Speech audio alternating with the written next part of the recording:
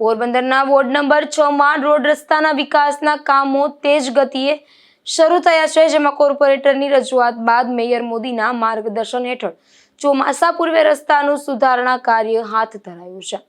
પોરબંદર શહેરના ward number 6 વિસ્તારમાં road રસ્તાના વિકાસ અને સુધારણા કાર્યો હાલ તેજ ગતિએ ચાલી રહ્યા છે।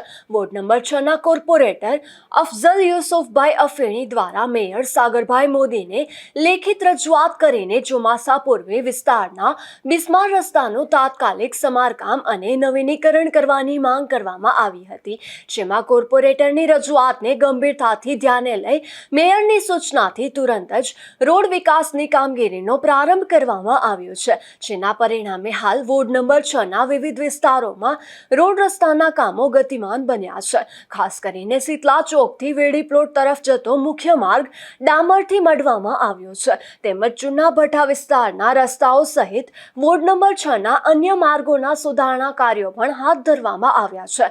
આ કામગીરી પૂર્ણ થતા સ્થાનિક નાગરિકોને ચોમાસાની ઋતુ દરમિયાન કાદવ, ખાડા અને અવરજવર સંબંધિત મુશ્કેલીઓમાંથી રાહત મળશે।